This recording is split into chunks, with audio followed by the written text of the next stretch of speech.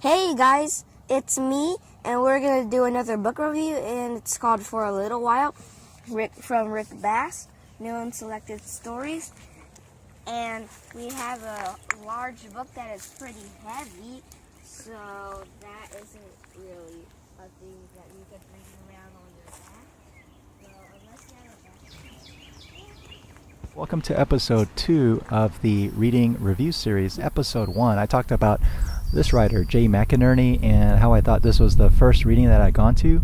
But checking the memory banks, there was actually another one that I'd gone to even before this one. This was in San Francisco at a bookstore called A Clean, Well-Lighted Place for Books. At the time, I was just doing a lot of writing and submitting, and one magazine I submitted to a lot was The Quarterly, and I kind of worshipped it from afar, but never saw an issue in the flesh. Then I went to that store, and they had a couple issues. I bought them, and it was interesting because it introduced to me a whole new set of writers that I normally wouldn't have been exposed to. One of the writers was Rick Bass. Incidentally, I noticed that there was a flyer in the store saying that he was going to give a book reading there like that night. So I bought this issue, and here's the piece that he had published. I read it and went back to the store that night and kind of sat in the back. It was a pretty crowded room, if I recall, and so Rick Bass comes out, and at the time, he was pretty young. He was like in his mid-30s, I guess.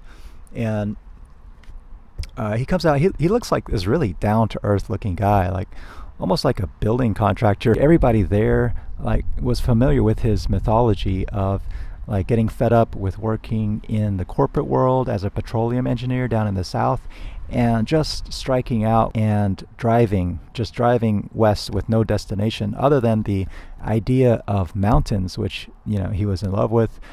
Nature, really nature-based guy. He kind of pulled a revolutionary road, except he succeeded and ended up in Montana, in this area close to the border of Canada called the Yak Valley. It was really kind of a small region, not many people. I think there's only like 24 inhabitants, no electricity, and it was really hard living, but he made it through the first winter. He wrote about that in his memoir, Winter. He always struck me as a kind of modern-day Thoreau or John Muir, especially later on when he got really into his environmental activism to try to preserve that region that he fell in love with. So we all stood in line to get our book signed, and at the time I didn't have enough money to buy the 9 Mile Wolves. The only thing I had was this copy right here, this magazine that he appeared in. I went up to him and I was like, "Hi, Mr. Bass, do you mind signing this issue? You appeared in it."